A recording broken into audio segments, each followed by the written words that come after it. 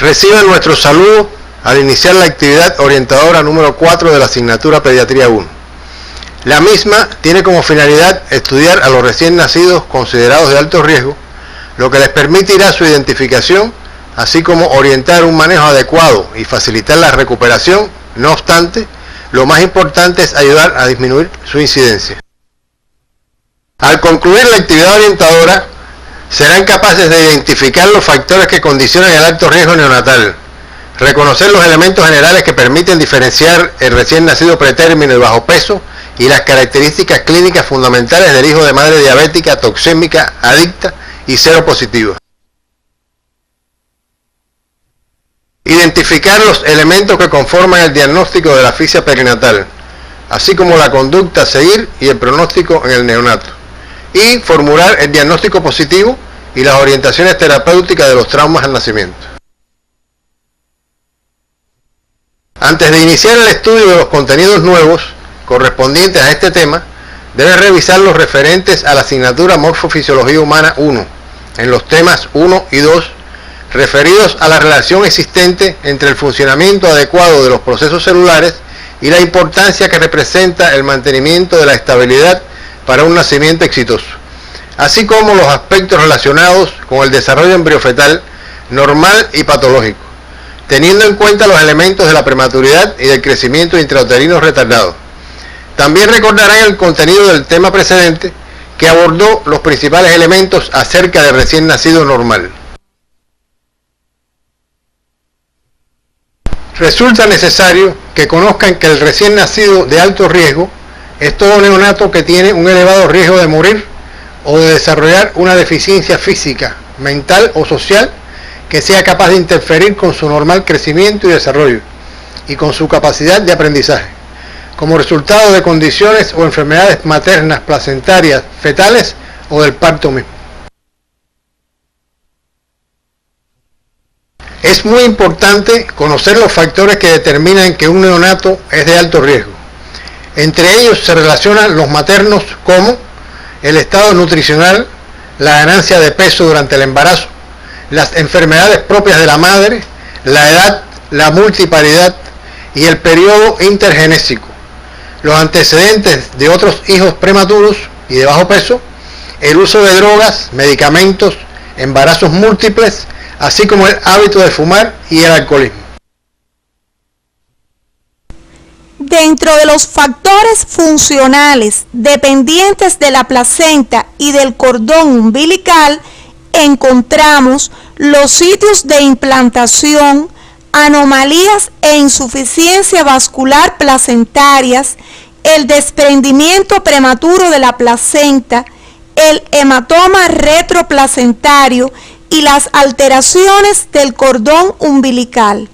Factores del propio feto, entre los que se encuentran las enfermedades cromosómicas, las malformaciones congénitas, la sepsis y las enfermedades propias del recién nacido.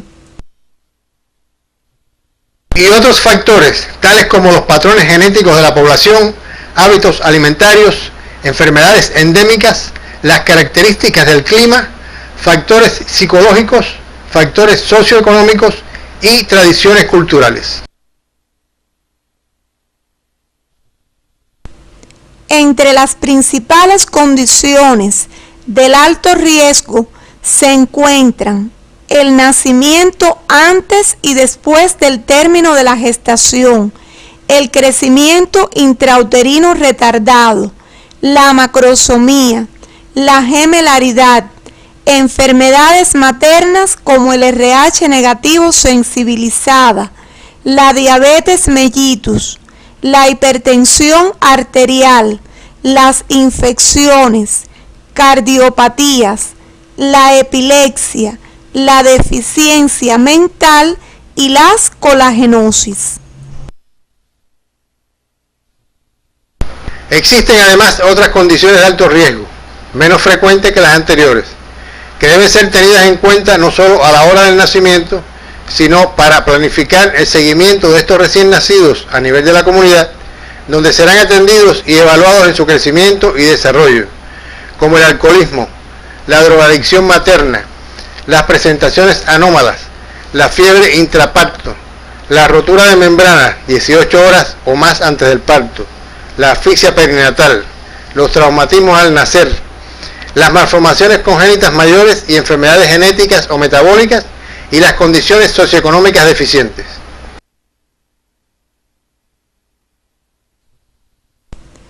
El término prematuro fue creado para definir una característica del recién nacido, estrechamente ligada a un incremento de la morbilidad y la mortalidad.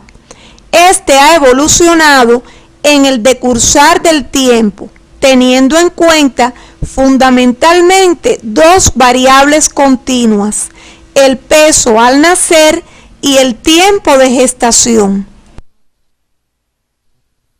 Así tendrán presente que el recién nacido pretérmino es aquel que nace antes de las 37 semanas de gestación, mientras que la denominación de recién nacido de bajo peso se corresponde con aquellos nacidos a término o no, pero con peso inferior a 2.500 gramos. Los posibles problemas de salud del niño prematuro están siempre relacionados con el parto anticipado y la dificultad de adaptación del recién nacido a la vida extrauterina, debido a la inmadurez de sus sistemas orgánicos y funcionales. En 1935, Hess señaló que tratando de manera adecuada a estos niños se lograba la supervivencia de un buen número de ellos. Este momento marca el inicio de un desarrollo científico-técnico de gran magnitud en el campo de las investigaciones fisiológicas, clínicas, bioquímicas y sociales, que han logrado disminuir tanto la prematuridad en sí como la morbilidad y mortalidad en este grupo. Entre las causas más frecuentes que originan el nacimiento pretérmino se encuentran el embarazo en la adolescencia, la desnutrición materna, considerándose esta cuando la madre presenta un peso y una talla inferior a 100 libras y 150 centímetros respectivamente. Existen otras causas como la ganancia insuficiente de peso durante la gestación, el hábito de fumar, los antecedentes de niños con bajo peso, los abortos provocados, la hipertensión durante el embarazo, la incompetencia ísmica cervical, los embarazos gemelares, la anemia y la sepsis cérvico-vaginal. El recién nacido bajo peso pretérmino presenta elementos clínicos característicos, como la proporción entre la longitud del tronco y los miembros mayor que en los niños a término, la talla por lo general inferior a 47 centímetros y el perímetro craneal menor de 34 centímetros. De igual manera, el perímetro torácico puede estar por debajo de 29 centímetros. El cabello es fino como pajusa. La oreja está constituida por escaso cartílago, lo que dificulta su retorno a la posición normal una vez que se le flexiona sobre su eje longitudinal. En el dorso del tronco se aprecia abundante lanugo. Las areolas están pobremente pigmentadas y no hacen relieve, y el botón mamario es menor de 0,5 centímetros. El color de la piel es rosado uniforme, su textura es fina y suave, y en los pretérminos inmaduros es de aspecto gelatinoso, de un color rojo intenso. Es más evidente la transparencia de los vasos abdominales que en el recién nacido a término. Los genitales de la niña se caracterizan por la protrusión de los labios menores ya que los labios mayores no cubren bien el introito, en tanto que en los varones los escrotos están poco pigmentados, con escasas arrugas, y los testículos no están totalmente descendidos. Los pliegues plantares son escasos, con predominio en el tercio anterior.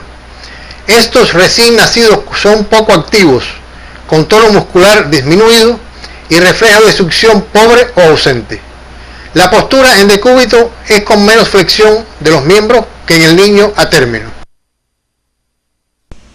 Dentro de las causas más frecuentes de morbilidad en el recién nacido pretérmino encontramos la asfixia perinatal, la hipotermia, los trastornos metabólicos como la hipoglicemia, la hipocalcemia, la hiponatremia, la hiperbilirrubinemia, así como la enfermedad de la membrana hialina, la hemorragia intraventricular, la persistencia del conducto arterioso, la anemia y las infecciones connatales y adquiridas.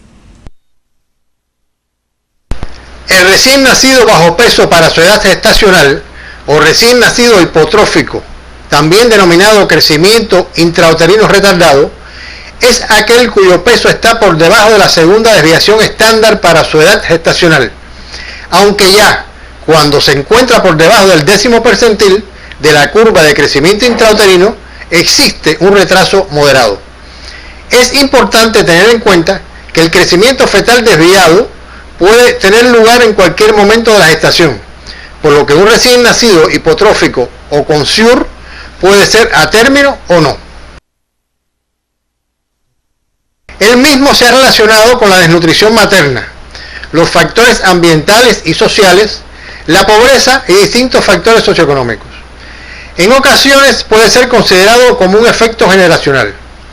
El hábito de fumar incide tanto en el parto pretérmino como en el crecimiento intrauterino retardado. Te sugerimos profundices estos aspectos en el libro de texto y realices una tabla donde liste los factores etiopatogénicos que dan lugar al nacimiento pretérmino en una columna y en la siguiente los factores que dan lugar al recién nacido con crecimiento intrauterino retardado. En el recién nacido bajo peso para la edad gestacional o con crecimiento intrauterino retardado, estudiarán los elementos clínicos que lo caracterizan como la disminución de la masa muscular, más patente en los brazos, las piernas y los glúteos, la piel apergaminada y seca, a veces descarnada, principalmente en la palma de las manos y la planta de los pies. El pelo es grueso y sedoso, diferente al fino y escaso de los pretérminos. La facies es característica y ha sido descrita como senil e hiperalerta. Sus ojos, con frecuencia abiertos y con movimientos, pueden verse fijos cuando existe hipoglicemia. En la mayoría de las veces son capaces de succionar fuertemente y con buena coordinación de la succión-deglución. En el neonato hipotrófico no complicado se observa llanto fuerte, flexión de sus extremidades superiores e inferiores, control de la cabeza, así como los reflejos propios del recién nacido normal. Estos pueden ser simétricos o proporcionados, cuando presentan afectación de peso, talla y circunferencia cefálica, pero con proporción normal entre todos los segmentos. En ellos se presenta la velocidad de crecimiento reducida desde el inicio de la gestación, lo cual puede ser identificable desde el primer trimestre del embarazo. Los que tienen afectadas una o dos de dichas variables con relativa conservación del perímetro cefálico por mecanismos que protegen al cerebro se denominan asimétricos o desproporcionados y se asocian con el síndrome de sufrimiento fetal crónico. Entre las patologías más frecuentes que aquejan al recién nacido pequeño para su edad gestacional o SIUR se encuentran la asfixia perinatal, el síndrome de aspiración meconial, la hipertensión pulmonar persistente, la hipotermia, los trastornos metabólicos como la hipoglicemia, la hipocalcemia y la hiperbilirrubinemia, entre otras, así como la policitemia y las infecciones perinatales. Es importante que conozcas que las malformaciones congénitas e infecciones prenatales producidas por el grupo TORCH son más frecuentes en el neonato con crecimiento intrauterino retardado de tipo simétrico. Revisarán estos aspectos en el texto básico de la asignatura y en los materiales complementarios que aparecen en el CD. Te sugerimos realizar un cuadro sinóptico donde reflejes las características diferenciales entre el bajo peso con peso adecuado y el SIUR, teniendo en cuenta la etiopatogenia, las características clínicas de ambos y la morbilidad más frecuente en cada grupo. La asfixia perinatal es una importante entidad que junto a las infecciones constituyen las dos principales causas de mortalidad perinatal y es responsable además de secuelas en los sobrevivientes. Durante el trabajo de parto y en el periodo neonatal inmediato, el diagnóstico de asfixia es una necesidad imperiosa para el personal que atiende a la madre y al recién nacido, con el objetivo de optimizar las conductas e intervenciones a implementar. Se define a la asfixia como un estado clínico originado por una disminución de la hematosis de intensidad suficiente como para conducir rápidamente a la muerte si no se revierte esta situación. Se acompaña necesariamente de hipoxemia y de hipercapnia, seguidas de isquemia, hipoxia ística y acidosis láctica, con todas las alteraciones funcionales y estructurales derivadas de ellas. La afectación puede comprender órganos tan disímiles como pulmón, corazón, riñón, hígado y el sistema nervioso central. La asfixia neonatal que aparece antes del parto puede ser producida por hipertensión arterial en la madre, diabetes mellitus y crecimiento intrauterino retardado.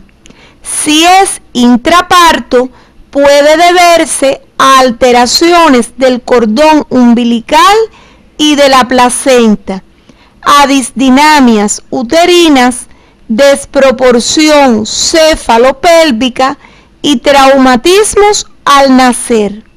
Si ocurre después del parto, puede ser secundaria a cardiopatías congénitas, con hipoxemia o bajo gasto cardíaco, a enfermedades respiratorias graves, apnea recurrente y prolongada, así como al shock séptico con afectación cardiovascular. Para realizar el diagnóstico de la asfixia perinatal, Es muy importante establecer las diferencias entre esta y la depresión neonatal. La depresión neonatal se diagnostica en todo recién nacido que presenta apnea o un esfuerzo respiratorio no adecuado en los primeros minutos de la vida extrauterina. Puede acompañarse de bradicardia, cianosis y diferentes grados de depresión del sistema nervioso central. La asfixia perinatal es más difícil de diagnosticar. Existen varias pruebas que se realizan antes del parto para evaluar el bienestar del feto. Durante el trabajo de parto pueden presentarse 3 signos fundamentales que nos hacen pensar en una asfixia. Ellos son la presencia o aumento del meconio en el líquido amniótico, las alteraciones de la frecuencia cardíaca fetal y los valores de pH bajos tomado de las muestras de sangre del cuero cabelludo del feto.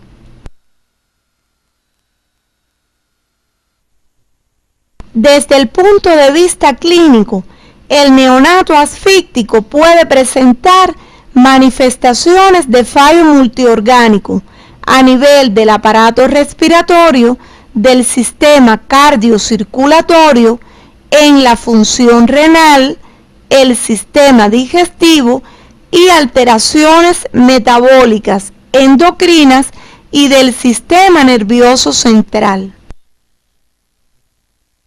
Tendrán presente la utilidad del puntaje de Apgar, el cual fue objeto de estudio en la actividad anterior, siendo este un indicador del estado del recién nacido en el momento de su nacimiento. Recordarás que las bajas puntuaciones del mismo, por debajo de 3 a los 5 minutos, son signos de mal pronóstico en el neonato asfíctico. Es importante tener en cuenta que lo más preocupante es el pronóstico neurológico a largo plazo, el cual está muy relacionado con el tiempo de demora en la recuperación inicial del recién nacido. En el manejo de un recién nacido asfíctico no debe existir demora en emprender la reanimación ante el neonato deprimido. La secuencia durante esta será evaluación, decisión, acción y de nuevo evaluación.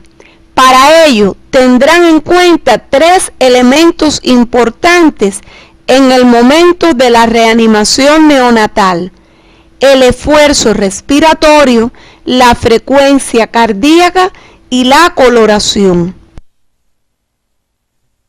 Deben realizar un resumen de estos aspectos, los cuales serán objeto del taller de la presente semana. Para ello, se apoyarán en los materiales complementarios acerca de la asfixia neonatal que aparecen en el CD de la asignatura y retomarán las orientaciones para el estudio dadas la semana anterior acerca de la valoración del recién nacido al momento del nacimiento a través del test de Apgar, su validez y fiabilidad, así como la importancia del mismo. Otro elemento condicionante del alto riesgo neonatal lo constituyen los traumatismos al nacer o lesiones del parto, los cuales son considerados como un conjunto de lesiones anatómicas con diversas manifestaciones clínicas, casi siempre producidas por causas mecánicas durante el nacimiento.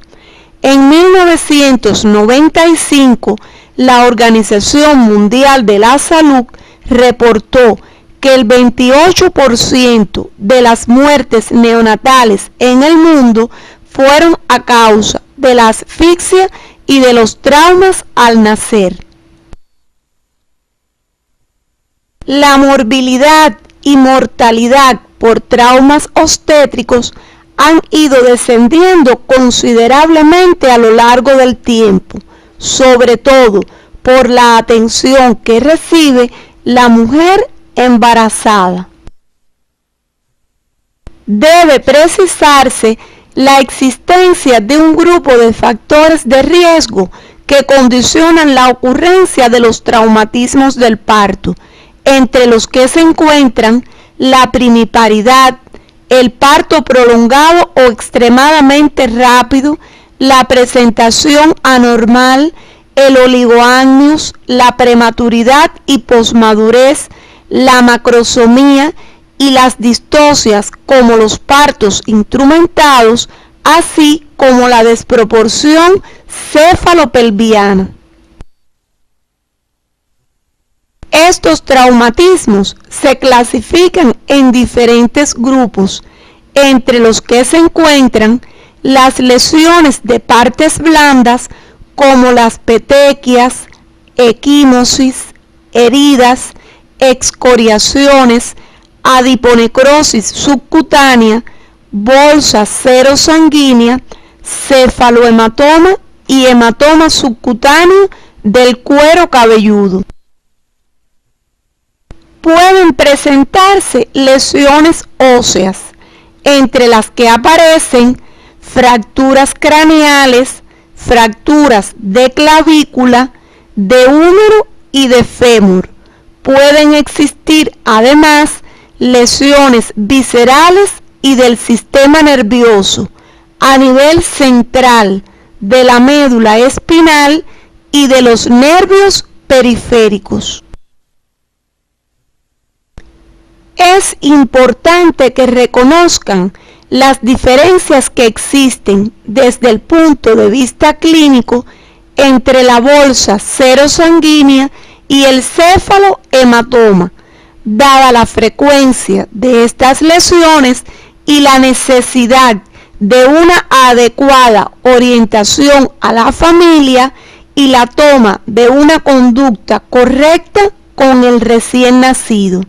La bolsa serosanguínea o caput succedaneum consiste en un aumento de volumen difuso y edematoso de tejidos blandos en el sitio de la presentación y se debe a una infiltración serohemática de los tegumentos a ese nivel. Está presente desde el momento del nacimiento, no respetando las suturas craneales, desaparece en horas y no requiere de ningún tratamiento específico. El cefalohematoma es una hemorragia subperióstica que se presenta con más frecuencia en la zona de los parietales, respeta las suturas craneales y aparece horas después del parto. Puede ser fluctuante y delimitado por un borde levemente elevado, lo que a veces da la falsa sensación de una depresión ósea central a la palpación. La piel que lo recubre no presenta cambios de coloración, desaparece entre 2 a 4 semanas, aunque si es muy grande puede persistir hasta 6 u 8 semanas.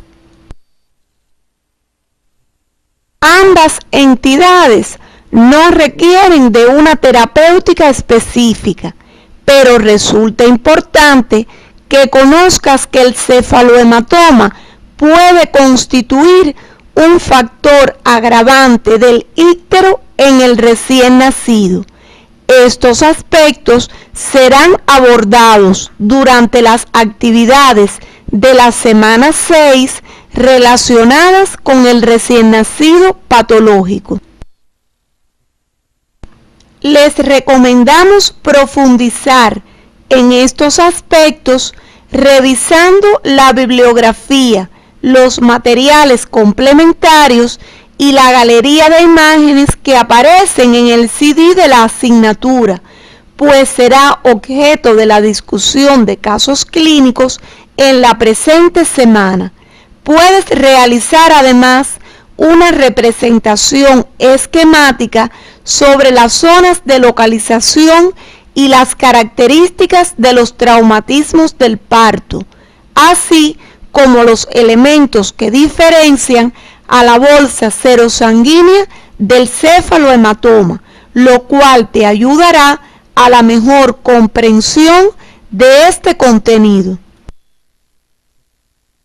Finalmente, es muy importante que profundicen a través de su estudio independiente en las características clínicas y las complicaciones más frecuentes que pueden observarse en el hijo de madre diabética, madre toxémica, adicta y seropositiva, aspectos estos que aparecen detallados en el material complementario que se encuentra en el CD de la asignatura Pediatría 1.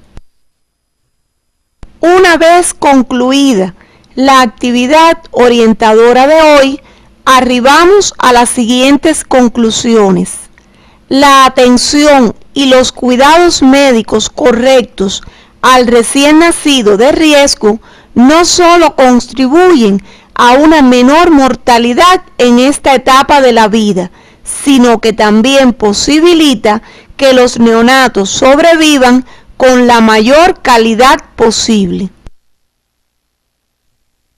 Diferenciar clínicamente al recién nacido pretérmino, al recién nacido con bajo peso y al neonato con crecimiento intrauterino retardado son aspectos fundamentales para el diagnóstico, manejo y seguimiento de los mismos.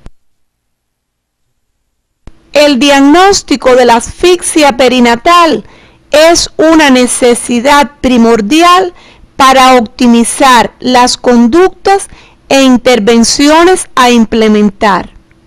Los traumatismos al nacer pueden producirse a pesar de la asistencia obstétrica experimentada y competente, y sus manifestaciones clínicas, diagnóstico y orientaciones terapéuticas varían según el lugar de la lesión. Hasta aquí nos hemos referido a los elementos que les permitirán encaminar el estudio del neonato de alto riesgo, y continuaremos la próxima semana abordando las afecciones respiratorias neonatales y las infecciones en el recién nacido, entidades ambas que se presentan en la práctica médica diaria, las cuales, además de presentar una elevada tasa de mortalidad, están asociadas también a un número importante de secuelas indeseables, por lo que resulta fundamental su prevención, diagnóstico y posteriormente un seguimiento oportuno a nivel de la comunidad.